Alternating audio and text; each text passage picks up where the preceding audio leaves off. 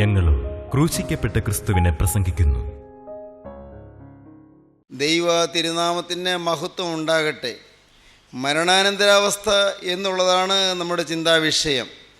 കഴിഞ്ഞ കുറേയേറെ അവസരങ്ങളിലായി മരണാനന്തരാവസ്ഥയെക്കുറിച്ച് വിവിധ കാര്യങ്ങൾ നാം തിരുവചനത്തിൻ്റെ വെളിച്ചത്തിലും അടിസ്ഥാനത്തിലും ധ്യാനിക്കുകയായിരുന്നു, പഠിക്കുകയായിരുന്നു. 88-ാമത്തെ സങ്കീർത്തനം 10-11 വാക്യങ്ങൾ നാം വായിക്കുമ്പോൾ ഇങ്ങനെ കാണും: നീ മരിച്ചവർക്ക് അത്ഭുതങ്ങൾ കാണിച്ചു കൊടുക്കുമോ? മൃതന്മാർ എഴുന്നേറ്റ് നിന്നെ സ്തുതിക്കുമോ? ശവക്കുഴിയിൽ നിൻ്റെ ദയയെയും വിനാശത്തിൽ നിൻ്റെ വിശ്വസ്തതയെയും വർണ്ണിക്കുമോ? കഴിഞ്ഞൊരവസരത്തിൽ ഞാൻ നിങ്ങളോട് പറയുകയുണ്ടായി, ഓർമ്മയുണ്ടായിരിക്കും. അന്ന് പറഞ്ഞത് വളരെ സുപ്രസിദ്ധമായ 2 ഗ്രന്ഥങ്ങളെക്കുറിച്ചാണ്. ഒന്ന് beyond death's door, doctor Maurice Rawlings എന്ന ഒരു പ്രസിദ്ധനായ കാർഡിയോളജിസ്റ്റ് എഴുതിയ വളരെ വിജ്ഞേയമായ, വളരെ ആശയസമ്പുഷ്ടമായൊരു ഗ്രന്ഥം. അദ്ദേഹം ഒരു കാലത്ത് ദൈവവിശ്വാസി അല്ലായിരുന്നു എഴുതിയ ആൾ ഡോക്ടർ മോറിസ് റൗലിങ്സ്. എന്നാൽ അദ്ദേഹം മരിച്ച് അദ്ദേഹത്തിൻ്റെ അടുക്കൽ എത്തിയ രോഗികൾ ഏതെങ്കിലും തരത്തിൽ ഹൃദ്രോഗം മൂലമോ മറ്റോ മരിച്ച്, അല്ലെങ്കിൽ ഏതെങ്കിലും പെട്ടെന്നുള്ള ഷോക്ക് മൂലം മരിച്ച് അങ്ങനെ കടന്നുപോയവർ, അവർക്ക് റിസസിറ്റേഷൻ അദ്ദേഹം കൊടുക്കുകയും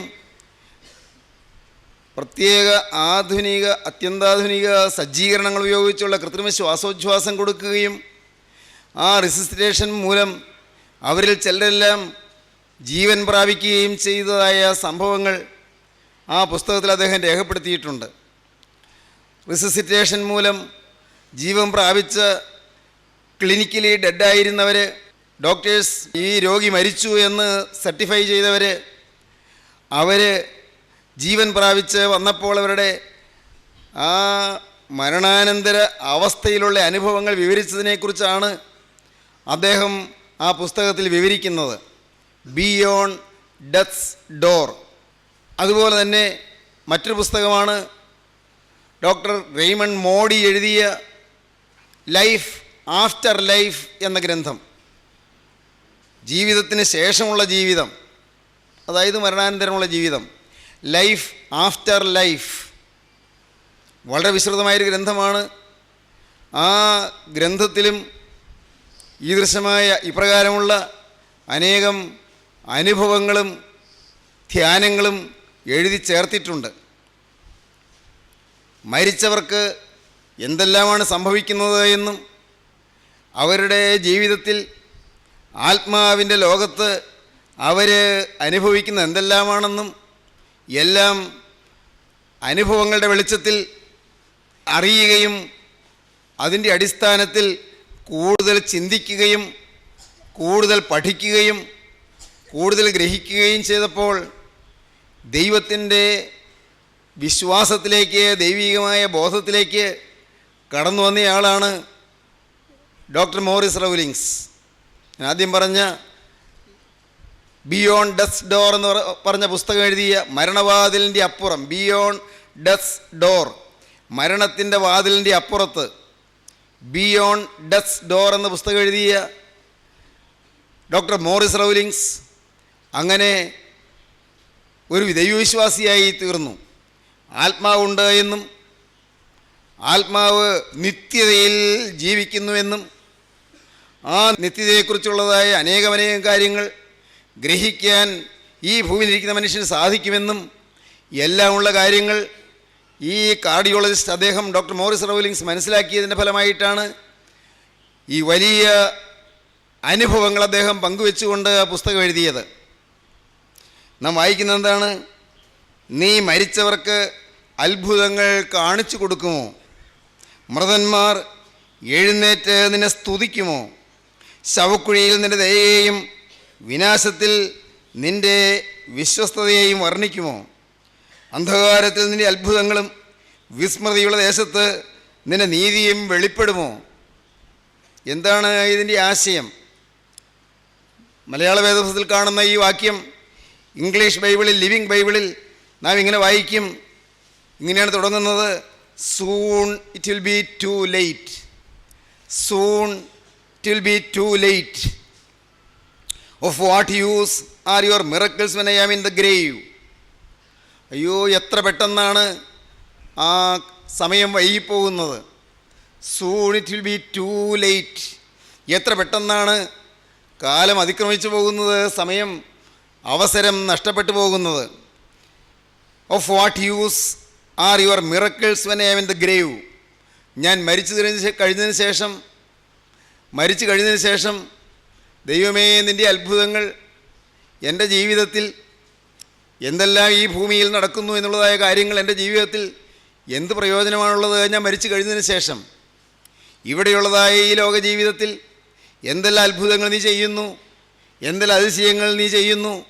ദൈവമേ, ഇതെല്ലാം ഞാൻ ശവക്കുഴിയിലായതിനു ശേഷം എനിക്ക് ഇതെല്ലാം അറിയുവാനോ അല്ല അത് അറിഞ്ഞതുകൊണ്ടോ എന്തെങ്കിലും പ്രയോജനമുണ്ടോ? Of what use are your miracles when I am in the grave? How can I praise you then? ദൈവമേ, അന്ന് എനിക്ക് നിന്നെ സ്തുതിക്കാൻ കഴിയുമോ? സങ്കീർത്തനക്കാരൻ്റെ ചോദ്യമാണ്. മരിച്ചു കഴിഞ്ഞതിന് ശേഷം, എല്ലാം ചാൻസസ് അസ്തമിച്ചതിന് ശേഷം പിന്നെ എനിക്ക് നിന്നെ സ്തുതിക്കുവാൻ കഴിയുമോ? How can I praise you then? പിന്നീട് ഞാൻ എങ്ങനെ നിന്നെ സ്തുതിക്കും? Can those in the grave declare your loving kindness? ദൈവമേ, ശവക്കുഴിയിലായവർ നിൻ്റെ സ്നേഹനിർഭരമായ കാരുണ്യ വായ്പിനെക്കുറിച്ച് അവർക്ക് പ്രഖ്യാപിക്കാൻ കഴിയുമോ? നിൻ്റെ സ്നേഹത്തെ പ്രകീർത്തിക്കാൻ പറ്റുമോ? നിൻ്റെ സ്നേഹത്തെ വർണ്ണിക്കാൻ പറ്റുമോ? Can they proclaim your faithfulness? നിൻ്റെ വിശ്വസ്തതയെ അവർക്ക് വിളംബരം ചെയ്യാൻ കഴിയുമോ? നിൻ്റെ വിശ്വസ്തതയെ can they proclaim your faithfulness? നിൻ്റെ വിശ്വസ്തതയെ അവർക്ക് പ്രഖ്യാപിക്കാൻ സാധിക്കുമോ? വിളംബരം ചെയ്യാൻ കഴിയുമോ? Can the darkness speak of your miracles? ഇരുളിലായി കഴിഞ്ഞാൽ can the darkness speak of your miracles? നിൻ്റെ അത്ഭുതങ്ങളെക്കുറിച്ച് എൻ്റെ ആത്മാവ് ഇരുളിലേക്ക് പോയി കഴിഞ്ഞാൽ നിൻ്റെ അത്ഭുതങ്ങളെക്കുറിച്ച് എനിക്ക് വർണ്ണിക്കാൻ കഴിയുമോ? എനിക്ക് വിവരിക്കാൻ കഴിയുമോ? Can anyone in the land of forgetfulness talk about your help? നിൻ്റെ സഹായത്തെക്കുറിച്ച് പിന്നീട് ശവക്കുഴിയിലേക്ക് പോയി കഴിഞ്ഞതിന് ശേഷം സംസാരിക്കാൻ പറ്റുമോ? മറവിയുടെ കയ്യത്തിലേക്ക് മാറിയതിന് ശേഷം, മരണത്തിൻ്റെ കയ്യത്തിലേക്ക് നീങ്ങിയതിന് ശേഷം, അന്ധകാരദേശത്ത് എത്തിയതിന് ശേഷം പിന്നെ എനിക്കത് കഴിയുമോ? പിന്നെ നിൻ്റെ വിശ്വസ്തയെ വർണ്ണിക്കാൻ കഴിയുമോ? നിൻ്റെ സ്നേഹത്തെ വർണ്ണിക്കാൻ കഴിയുമോ? നിൻ്റെ കാരുണ്യ വായ്പിനെ വർണ്ണിക്കാൻ കഴിയുമോ? ദൈവമേ, നീ ചെയ്യുന്ന സഹായങ്ങൾ വർണ്ണിക്കാൻ കഴിയുമോ? കാരണം എന്താണ്? സംഗീതക്കാരൻ പറയുകയാണ്, ഇതൊന്നും ലേറ്റാകാതെ ഇവിടെ വെച്ച് അനുഭവിക്കണം, എങ്കിലേ അവിടെ ഇതെല്ലാം സാധിക്കൂ. സഹോദരങ്ങളെ, എന്താണ് ഈ പറഞ്ഞതിൻ്റെ അർത്ഥം? നിങ്ങൾക്ക് മനസ്സിലായി കാണും. ഇവിടെ വെച്ച് നാം ഈ അനുഭവങ്ങൾ ഇവിടെ വെച്ച് ആർജിച്ചില്ലെങ്കിൽ അവിടെ ചെല്ലുമ്പോൾ ഒന്നിനും സാധ്യമല്ല. ഈ അനുഭവങ്ങൾ എന്ന് പറഞ്ഞാൽ എന്താണ്? ദൈവത്തെ സ്തുതിക്കുക, ദൈവത്തിൻ്റെ അത്ഭുതങ്ങൾ വർണ്ണിക്കുക, ദൈവത്തിൻ്റെ കാരുണ്യത്തെയും ദൈവത്തിൻ്റെ സ്നേഹത്തിൻ്റെ ആധിക്യത്തെയും വിവരിക്കുക, പ്രഖ്യാപിക്കുക, വിളംബരം ചെയ്യുക, ദൈവത്തിൻ്റെ വിശ്വസ്തതയെ വിളംബരം ചെയ്യുക. ഇതെല്ലാം ഇവിടെ വെച്ച് സാധിക്കാനുള്ള സമയം അത് വൈകിപ്പോകരുത്. ഓ ഐ ആം ടു ലേറ്റ് പറയുകയാണ്. ഓ ഐ ആം ടു ലേറ്റ്. ദൈവത്തിന് സ്തോത്രം. എന്താണ് കാര്യമെന്നറിയാമോ സഹോദരങ്ങളെ? ഇവിടെ കോരഹപുത്രന്മാരുടെ ഒരു ധ്യാനമാണത് എന്ന് 88-ാം സങ്കീർത്തനത്തിൻ്റെ തലക്കെട്ട് കാണാം. കോരഹപുത്രന്മാരുടെ ഒരു സങ്കീർത്തനം, യസ്രാഹ്യനായ ഹേമാൻ്റെ ഒരു ധ്യാനം. യസ്രാഹ്യനായ ഹേമാനും 39-ാം സങ്കീർത്തനം എഴുതിയ യബ്ദൂഥൂനും സങ്കീർത്തനം എഴുതിയ ഏഥാനും എല്ലാം കോരഹപുത്രന്മാരുടെ സന്തതി പരമ്പരയിൽപ്പെട്ടവരാണ്. ആരാണ് ഈ കോരഹപുത്രന്മാർ? സംഖ്യാപുസ്തകം വായിക്കുമ്പോൾ കാണാം. സംഖ്യാപുസ്തകം 14, 15, 16 അധ്യായങ്ങൾ വായിക്കുമ്പോൾ കോരഹപുത്രന്മാരാരാണെന്നും കോരഹാരാണെന്നും എല്ലാം നമുക്ക് മനസ്സിലാകും. സഹോദരങ്ങളെ, ദൈവത്തിൻ്റെ പരിശുദ്ധാത്മാവിനോട് മറുതലിച്ചവരാണ് കോരഹ്, ദാഥാൻ, അബീറാം. ദൈവത്തിൻ്റെ പരിശുദ്ധാത്മാവിനോട് മറുതലിച്ചു. ദൈവത്തിൻ്റെ പരിശുദ്ധാത്മാവിനോട് എതിർത്തു. നിത്യനായ ദൈവം, തേജോമയനായ ദൈവം, ഒരിടത്തും വസിക്കാൻ ഒതുക്കാൻ കഴിയാത്തവനായ ദൈവം, ഒരിടത്തും ഒതുങ്ങാത്തവനായ ദൈവം മോശയിലേക്ക് ഇറങ്ങി നിന്ന് ആ തേജോമയനായ ദൈവം മോശയിൽ അധിവസിച്ച് തൻ്റെ ജനത്തെ 600,000 നടത്തിയത് അതിനെ ഉള്ളം കൊണ്ട് അംഗീകരിക്കുവാനോ അതിനെ ഹൃദയത്തിൽ സ്വീകരിക്കുവാനോ മോശയുടെ ഫസ്റ്റ് കസിനായ കോരഹിന് കഴിഞ്ഞില്ല. ഫസ്റ്റ് കസിനാണ്. പ്രിയപ്പെട്ടവരെ, വേദപുസ്തകം വായിക്കുമ്പോൾ കാണാം, അത് ഇന്നത്തെ ചിന്താവിഷയമല്ലാത്തതിനാൽ അതിലേക്ക് കടക്കുന്നില്ല. പക്ഷേ കോരഹ്, ദാഥാൻ, അബീറാം 3 പേര് മോശയുടെ അധികാരത്തോട് മത്സരിച്ചു. സ്പിരിച്വൽ അതോറിറ്റിയോട് മത്സരിച്ചു. മോശയിൽ ദൈവത്തിൻ്റെ പരിശുദ്ധാത്മാവ് നിക്ഷേപിച്ച ആത്മാവിൻ്റെ അധികാരത്തോടും ആത്മാവിൻ്റെ കൃപയോടും മത്സരിച്ചു. മോശയിൽ കൂടി മാത്രമേ യഹോവ സംസാരിച്ചിട്ടുള്ളൂ എന്നായിരുന്നു അവരുടെ ചോദ്യം. ഞങ്ങളും ശുശ്രൂഷകരല്ലേ എന്നാണ് ചോദ്യം. ഞങ്ങളും ദൈവത്തിൻ്റെ വേലക്കാരല്ലേ എന്നാണ് ചോദ്യം. ഞങ്ങൾ എന്നേ ചെറുപ്പം മുതലേ കണ്ടുവരുന്നവനല്ലേ ഈ മോശ എന്നാണ് ചോദ്യം. സഹോദരങ്ങളെ, ഓർക്കുക, സംഖ്യാപുസ്തകം നാം വായിക്കുമ്പോൾ അവിടെ ഞെട്ടലോടെ മാത്രമേ വായിച്ചു പോകാൻ പറ്റൂ. നിത്യനായ ദൈവം എഴുന്നള്ളി നിന്ന് പറഞ്ഞു, ഈ കോരഹിനെയും ദാഥാനെയും അബീറാമിനെയും കൂടാരത്തിന് മുമ്പിലേക്ക്, സമാഗമനകൂടാരത്തിന് മുമ്പിലേക്ക് വരുത്തുക എന്ന് പറഞ്ഞു. എന്നിട്ട് പറഞ്ഞു, ദൈവം പറഞ്ഞു, ജനത്തോട് വിളിച്ചു പറയുക, മത്സരികളായ കോരഹിൻ്റെയും കൂട്ടരുടെയും ആ സമൂഹത്തിൽ നിന്ന് വേഗം മാറിക്കൊള്ളുക,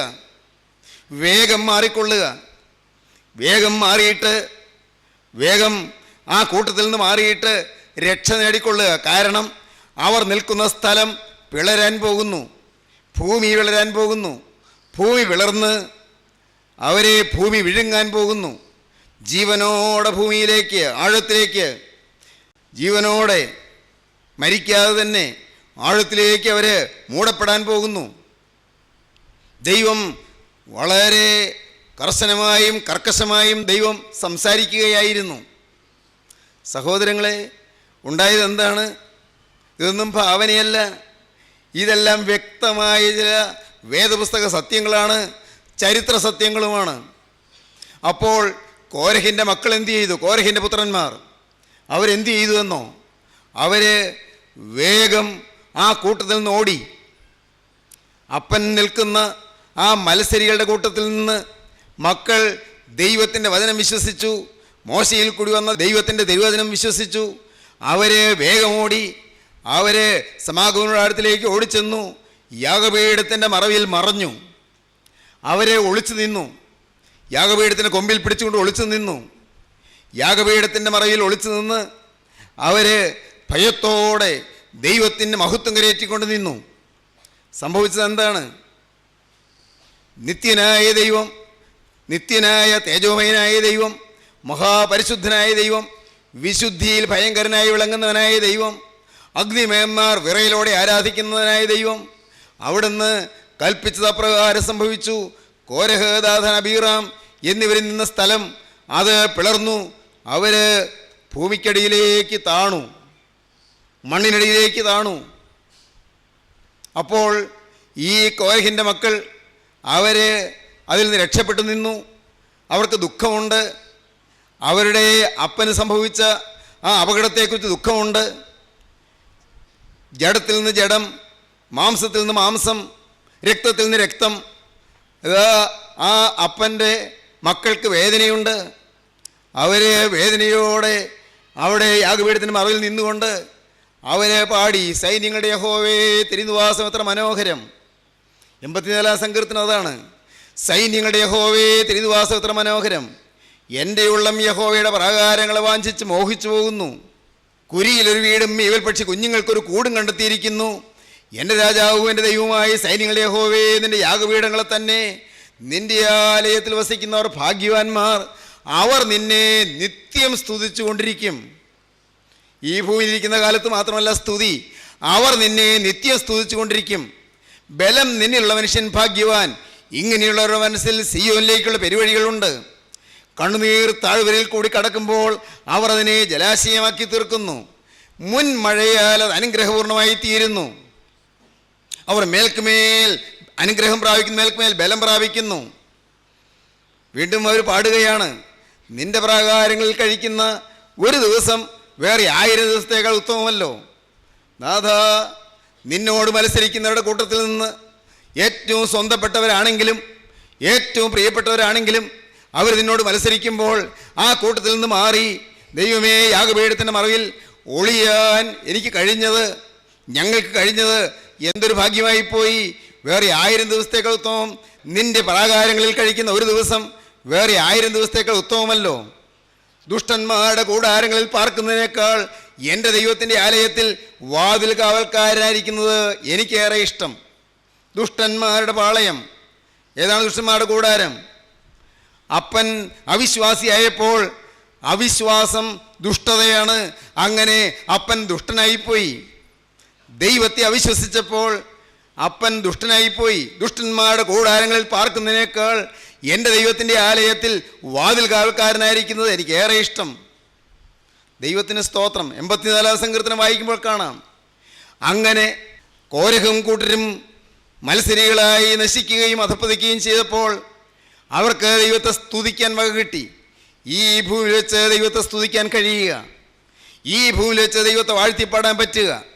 142 സങ്കീർത്തനത്തിൽ നാം വായിക്കും, കർത്താവേ, എനിക്ക് നിൻ്റെ നാമത്തെ സ്തോത്രം ചെയ്യുവാൻ എൻ്റെ ആത്മാവിനെ കാരാഗ്രഹത്തിൽ നിന്ന് പുറപ്പെടുവിക്കണമേ.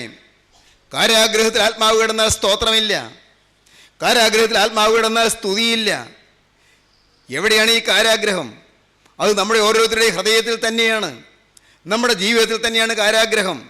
അനേകരിന്ന് കാരാഗ്രഹത്തിലാണ് പ്രിയപ്പെട്ടവരെ, അനേകരിന്ന് ബന്ധനത്തിലാണ്, അനേകർ ലോകത്തിൻ്റെ ബന്ധനത്തിലാണ്, ലോകപ്രതാപത്തിൻ്റെ ബന്ധനത്തിലാണ്, ജഡത്തിൻ്റെ ബന്ധനത്തിലാണ്. അതുകൊണ്ടല്ലേ മനുഷ്യൻ പാപത്തിലേക്ക് പോകുന്നത്, അതുകൊണ്ടല്ലേ കൊലപാതകങ്ങൾ ഉണ്ടാകുന്നത്, അതുകൊണ്ടല്ലേ വേശ്യാവൃത്തികൾ നടക്കുന്നത്, അതുകൊണ്ടല്ലേ ബലാത്സംഗങ്ങൾ നടക്കുന്നത്, അതുകൊണ്ടല്ലേ വാടക കൊലകൾ നടക്കുന്നത്, അതുകൊണ്ടല്ലേ കൂലിത്തല്ലുകൾ നടക്കുന്നത്, അതുകൊണ്ടല്ലേ മദ്യപാനങ്ങൾ ഉണ്ടാകുന്നത്, അതുകൊണ്ടല്ലേ കഞ്ചാവും പാൻപരാഗും ഹോസ്റ്റലിലും കോളേജുകളിലും മറ്റുമുള്ള റാഗിങ്ങും നടന്നുകൊണ്ടിരിക്കുന്നത്. എല്ലാം ബന്ധനമാണ്, എല്ലാം ശാപവുമാണ്, എല്ലാം പൈശാചിക ബാധകളാണ്. എൻ്റെ സ്നേഹിതരെ, നിങ്ങൾ അറിയുന്നുണ്ടോ, അനേകരിന്ന് പിശാചിൻ്റെ ജയിലറയിലാണ്, അനേകരിന്ന് സാത്താൻ്റെ ജയിൽ പുള്ളികളാണ്. അനേകരെ പിശാച് ഓരോരുത്തരുടെയും പാപത്തിൻ്റെ ചങ്ങലയിൽ കുടുക്കി അവൻ്റെ ജയിലിട്ടിരിക്കുകയാണ്. സാത്താൻ്റെ ബന്ധനത്തിൽ, ദുഷ്ടാത്മാക്കളുടെ ബന്ധനത്തിൽ, ദുരാത്മസേനകളുടെ ബന്ധനത്തിൽ. ദുരാത്മസേനകളുടെ ബന്ധനത്തിലിരുന്നാൽ സ്തുതിയില്ല. ദൈവവേദനയെ ഞാൻ നിന്നോട് ചോദിക്കട്ടെ, നിൻ്റെ ജീവിതത്തിൽ ചില ബന്ധനങ്ങളില്ലേ? ഇന്നും ചില ബന്ധനങ്ങൾ കുടിയും കിടക്കുന്നില്ലേ? നീ മാനസാന്തരപ്പെട്ടവനാണെന്ന് പറയും, ഞാൻ നമസ്കരിക്കുന്നവരാണെന്ന് പറയും, ഞാൻ പള്ളിയിൽ പോകുന്നുണ്ടെന്ന് പറയും, ആരാധനയെ സംബന്ധിക്കുന്നുണ്ടെന്ന് പറയും, ഞാൻ ദൈവത്തിൻ്റെ വേല ചെയ്യുന്നുണ്ട്, ഞാൻ സാക്ഷിക്കുന്നുണ്ട്, ഞാൻ പ്രസംഗിക്കുന്നുണ്ട്, ഞാൻ സുവിശേഷ വേല ചെയ്യുന്നുണ്ട്, ഞാൻ മിഷണറി വേലയ്ക്ക് വേണ്ടി ഓടുന്നുണ്ട്, ഞാൻ ദൈവവേലയ്ക്ക് വേണ്ടി പണം ചെലവഴിക്കുന്നുണ്ട്, എൻ്റെ സമയം ദൈവവേലയ്ക്ക് വേണ്ടി ചെലവഴിക്കുന്നുണ്ട്. മോനെ, നിൻ്റെ ജീവിതത്തിലേക്ക് നോക്കൂ, കുഞ്ഞെ, നിൻ്റെ ജീവിതത്തിലേക്ക് തിരിഞ്ഞു നോക്കൂ. അവിടെ ബന്ധനമില്ലേ? അവിടെ പാപമില്ലേ? ഇന്നും അസൂയയും ദുരാഗ്രഹവും അവിടെ ഇല്ലേ? ഇന്നും വൈരാഗ്യവും പിണക്കവും അവിടെ ഇല്ലേ? ഇന്നും കലഹവും തിന്മയും നിൻ്റെ ജീവിതത്തിലില്ലേ? ഇന്നും ദുഷ്ടതയും ക്രൂരതയും നിൻ്റെ ജീവിതത്തിലില്ലേ? ഇന്നും നിൻ്റെ ഹൃദയത്തിൽ നിഷ്ഠൂരതകളില്ലേ? ഇന്നും നിൻ്റെ സ്വാർത്ഥതയല്ലേ നിന്നെ നയിച്ചു കൊണ്ടിരിക്കുന്നത്? തൻ കാര്യമല്ലേ നിൻ്റെ ഹൃദയത്തിൽ ഇന്നുള്ളൂ? മറ്റാരെയും മാനിക്കാതെ അവനവൻ്റെ കാര്യം മാത്രം നോക്കുന്ന സ്വഭാവ പ്രകൃതിയല്ലയോ നിൻ്റെ ഹൃദയത്തിൽ ഇന്നും നിറഞ്ഞു നിൽക്കുന്നത്? മകളെ, നിൻ്റെ ജീവിതത്തിലേക്ക് നോക്കൂ. നിൻ്റെ കുടുംബത്തിലെ ദുരിതങ്ങളുടെ കാരണം എന്താണ്? നിൻ്റെ ഭർത്താവ് വഴിതെറ്റി പോകുന്നതിന് കാരണം എന്താണ്? നിൻ്റെ മക്കൾ താൻ തോന്നികളായി ഉഴപ്പന്മാരായി ജീവിതം താറുമാറാക്കുന്നതിന് കാരണം എന്താണ്? നിൻ്റെ ജീവിതത്തിലേക്ക് നീ തിരിഞ്ഞു നോക്കൂ, കാണാം നിനക്ക് പ്രാർത്ഥനയില്ല. സ്നേഹിതരെ, നിങ്ങളുടെ ജീവിതത്തിൽ അനേകർക്കും പ്രാർത്ഥനയില്ല, അനേകർക്കും തിരുവചന ധ്യാനമില്ല, അനേകരും ജീവിതത്തെ ശോധന ചെയ്യുന്നില്ല, അനേകർ ഹൃദയത്തിലേക്ക് നോക്കുന്നില്ല. ജീവിതത്തിലേക്ക് തിരിഞ്ഞു നോക്കണം, ഹൃദയത്തിലേക്ക് നോക്കണം. എൻ്റെ ജീവിതം എങ്ങനെ? എൻ്റെ ഹൃദയത്തിൽ എന്തെല്ലാം പാപമുണ്ട്? എൻ്റെ ജീവിതത്തിൽ ഈർഷ്യ എത്രത്തോളമുണ്ട്? എൻ്റെ ഹൃദയത്തിൽ വൈരാഗ്യവും പകയും എത്രത്തോളമുണ്ട്? എൻ്റെ ഹൃദയത്തിൽ ദ്രവ്യാഗ്രഹം എത്ര കണ്ടുണ്ട്? നോക്കൂ, ചിന്തിക്കൂ. അഹങ്കാരത്തിൻ്റെ മൂഢതയിലല്ലേ ഞാനിന്ന് കഴിയുന്നത്? ചില അഹങ്കാര ചിന്തകൾ എന്നെ വലയം ചെയ്യുന്നില്ലേ? എൻ്റെ ഹൃദയം നിഗളം കൊണ്ട് നിറഞ്ഞു നിൽക്കുകയല്ലേ? തനിക്ക് താൻ പോരുമയും സ്വയപ്രശംസയും സ്വയമഹത്വവും എൻ്റെ കൂടപ്പിറപ്പുകളായി കൂടെ നിൽക്കുകയല്ലേ? എൻ്റെ ഈഗോ എന്നെ വലയ്ക്കുകയല്ലേ? എൻ്റെ ഹൃദയത്തിൽ ഒരു സ്വയം നിൽക്കുകയല്ലേ?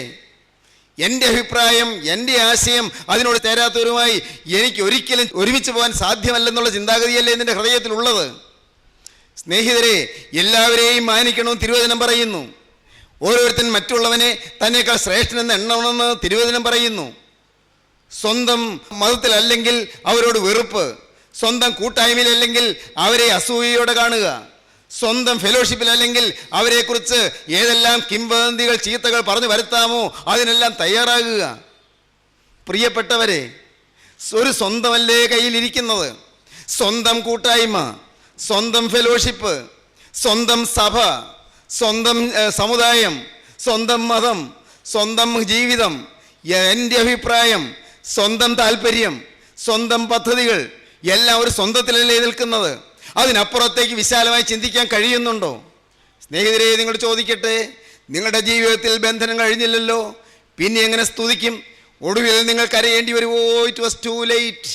അയ്യോ, ഇറ്റ് ഈസ് ടു ലേറ്റ്. എൻ്റെ ദൈവമേ, വൈകിപ്പോയല്ലോ, സ്തുതിക്കാൻ സാധിക്കുന്നില്ലല്ലോ, സ്തുതിക്കാൻ പറ്റുന്നില്ലല്ലോ. നിത്യം സ്തുതിക്കുവാൻ നീ എന്നെ നിയമിച്ചതാണ്. അന്ധകാര ശക്തിയുടെ അടിമത്തത്തിൽ നിന്ന് എന്നെ വിടുവിക്കുവാൻ നീ ക്രൂസിൽ മരിച്ചതാണ്. നിന്റെ തങ്കച്ചോര എനിക്ക് വേണ്ടി ചിന്തിയതാണ്. നിന്റെ തിരുരക്തം എനിക്ക് വേണ്ടി ഒഴുക്കിയതാണ്. ഞാനിതെല്ലാം അറിഞ്ഞു, ഞാൻ പലരോടും പറയുകയും ചെയ്തു. പക്ഷേ ഞാൻ അനുഭവിച്ചില്ലല്ലോ കർത്താവേ. ദൈവജനമേ, നിങ്ങൾ ശാന്തമായി ആലോചിക്കണം. നിങ്ങൾ അനേകരെ വചനം കേട്ടവരാണ്, പക്ഷേ ജീവിതത്തിൽ അനുഭവിക്കുന്നത് ഇന്നും ബന്ധനത്തിലാണ്. സ്തുതിയില്ല, ആത്മാവിൻ്റെ ആരാധനയില്ല, ആത്മാവിൻ്റെ സ്തോത്രമില്ല. ശബ്ദത്തിലുള്ള പ്രൈസ് ദി ലോർഡുണ്ട്, ചുണ്ടിന്മേലുള്ള സ്തോത്രമുണ്ട്, ചുണ്ടില് അധരങ്ങളിൽ തങ്ങി നിൽക്കുന്ന സ്തുതിയുണ്ട്, ചുണ്ടിന്മേലുള്ള ഹാലേലുയായുണ്ട്, പക്ഷേ ഹൃദയത്തിലില്ല. എൻ്റെ സ്നേഹിതരെ, നിങ്ങൾ ഇന്ന് ഈ വാക്കുകളെ കേട്ടുകൊണ്ടിരിക്കുമ്പോൾ നിങ്ങൾ ചിന്തിക്കൂ, കർത്താവേ, എൻ്റെ ജീവിതത്തിൽ ഇതുവരെ പോന്നത് നാഥ എൻ്റെ ജീവിതത്തിൽ നേടേണ്ടത് നേടാതെയാണല്ലോ, ഇതുവരെ പോന്നത് ഞാൻ സമ്പാദിക്കേണ്ടത് സമ്പാദിക്കാതെയാണല്ലോ. യേശുവേ, നിന്നെ ഞാൻ നേടിയില്ല, നിന്നെ എനിക്ക് തരാനാണ് നീ ക്രൂസിൽ മരിച്ചത്. എന്നെ ബന്ധനത്തിൽ നിന്ന് വിടുവിക്കാനാണ് നീ ക്രൂസിൽ മരിച്ചത്. എൻ്റെ കെട്ടുകൾ പൊട്ടിക്കാനാണ് നീ ക്രൂസിൽ കെട്ടപ്പെട്ടത്, ആണികളാൽ കെട്ടപ്പെട്ടത്. നാഥ, നീ എൻ്റെ പാപം പോക്കുവാൻ നീ ക്രൂസിൽ മരിച്ചു, ഞാൻ വിശ്വസിക്കുന്നു. ദൈവമേ, ഇന്ന് ഈ വാക്കുകളെ കേട്ടുകൊണ്ടിരിക്കുമ്പോൾ ഞാൻ എന്നെ തന്നെ നിന്റെ പാദപീഠത്തിലേക്ക് സമർപ്പിക്കുന്നു. എന്നെ നീ ഒന്ന് തഴുകുമോ? എന്നെ നീ ഒന്ന് തലോടുമോ? എൻ്റെ മേൽ നിന്റെ കരമൊന്ന് വെക്കുമോ? നാഥ, ഇനി ഒരിക്കലും വൈകി പോവുകയില്ല. ഈ തീരുമാനത്തോടെ ഈ നിമിഷം ഞാൻ എൻ്റെ ഹൃദയം നിനക്ക് സമർപ്പിക്കുകയാണ്. എൻ്റെ ജീവിതം നിന്റെ കരങ്ങളിലേക്ക് തരികയാണ്. എൻ്റെ ആയുസ് നിന്നെ ഫലമേൽപ്പിക്കുകയാണ്. എൻ്റെ ഭാവി നിനക്ക് തരികയാണ്. ഇതിൽ പരം ഭാഗ്യം മറ്റൊന്നില്ല പ്രിയരെ. ക്രിസ്തുവിന് കൊടുക്കുന്നതായ ജീവിതം, ക്രിസ്തുവിനെ ഫലമേൽപ്പിക്കുന്നതായ ജീവിതം, ക്രിസ്തുവിനോട് ഉടമ്പടി ചെയ്യുന്നതായ ജീവിതം, ക്രിസ്തുവിന് ഹൃദയത്തിലേക്ക് ഇരിപ്പിടം കൊടുക്കുന്നതായ ജീവിതം, അത്യുന്നതനോട് ചേർന്ന് നടക്കുന്നതായ ജീവിതം, സ്വർഗീയ രാജാധിരാജന് ഹൃദയത്തിൽ വാസം ചെയ്യുവാൻ നിങ്ങൾ അനുമതി കൊടുക്കുന്നതായ ജീവിതം. യേശുവിനെ ക്ഷണിക്കൂ, ക്രിസ്തു യേശുവിനെ നിങ്ങളുടെ ഹൃദയത്തിലേക്ക് വിളിക്കൂ. ഉയർത്തെഴുന്നേറ്റ മിശിഹ നിങ്ങളുടെ ഹൃദയത്തിലേക്ക് വരട്ടെ, സ്തുതി വരച്ചു തരട്ടെ, നാവിന്മേലും ഹൃദയത്തിന്മേലും സ്തുതി വരച്ചു തരട്ടെ, ഹൃദയ പലകയിൽ സ്തുതി എഴുതി തരട്ടെ. മരണത്തിന് ശേഷവും നിലനിൽക്കുന്ന സ്തുതിയിലേക്ക്, ജീവന്റെ റൂഹായുടെ ചലനത്തിന്റെ അത്യന്തം തേജോമയമായ അനുഭവത്തിലേക്ക് നിങ്ങളെ നയിക്കട്ടെ. ദൈവത്തിന്റെ ആത്മാവ് നിങ്ങളെ ഭരിക്കട്ടെ, അത്ഭുതങ്ങൾ നടക്കട്ടെ, ജീവിതം കർത്താവിന് സമർപ്പിക്കട്ടെ. ഓരോരുത്തരുടെ മേലും ക്രിസ്തുവിന്റെ കരം ഇപ്പോൾ വരട്ടെ. യേശു നിങ്ങളെ വാഴ്ത്തട്ടെ, യേശു നിങ്ങളെ അനുഗ്രഹിക്കട്ടെ, യേശുവിന്റെ തൃക്കരം നിങ്ങളെ തഴുകട്ടെ, യേശുവിന്റെ കരം നിങ്ങളെ കണ്ണുനീര് തുടയ്ക്കട്ടെ, യേശുവിന്റെ കരം നിങ്ങളെ അനുഗ്രഹിക്കട്ടെ. യേശുവിന്റെ നാമം മഹത്വപ്പെടട്ടെ. നമുക്ക് പ്രാർത്ഥിക്കാം. കാരുണ്യവാനേ, ഈ മനോഹരമായ സമയത്തിനായി ഞങ്ങൾ നിന്നെ സ്തുതിക്കുന്നു. നിന്റെ പ്രിയ മക്കളോട് അവിടുന്ന് ഹൃദ്യമായി ഇടപെടുന്നതിനായി ഞങ്ങൾ നിന്നെ സ്തുതിക്കുന്നു.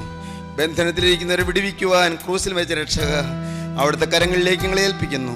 നിത്യസ്തുതി ഞങ്ങളുടെ ഹൃദയത്തിൽ നാവിന്മേലും തരുവാൻ, ഈ ലോകത്തിൽ ഞങ്ങൾക്ക് സ്തുതിയുടെ അഭ്യാസം തരുവാൻ, ഞങ്ങളുടെ ബന്ധനം അഴിക്കുവാൻ കടന്നു വന്ന രക്ഷക, നിന്റെ തിരുരക്തത്തിന്റെ അത്ഭുത കൃപയ്ക്കായി ഞങ്ങൾ നിന്നെ സ്തുതിക്കുന്നു. അവിടുത്തെ നാമത്തിൽ മോചനമുള്ളതിനാൽ, യേശുക്രിസ്തുവിന്റെ നാമത്തിൽ വിടുതലുള്ളതിനാൽ ഞങ്ങൾ നിന്നെ സ്തുതിക്കുന്നു, ഞങ്ങൾ നിന്നെ സ്തോത്രം ചെയ്യുന്നു. എല്ലാവരെയും അനുഗ്രഹിക്കണമേ, എല്ലാ നന്മകളാലും നിറയ്ക്കണമേ, കുടുംബസമാധാനം അയക്കണമേ, രോഗസൗഖ്യം നൽകണമേ, എല്ലാ നന്മകളാൽ നിറയ്ക്കണമേ.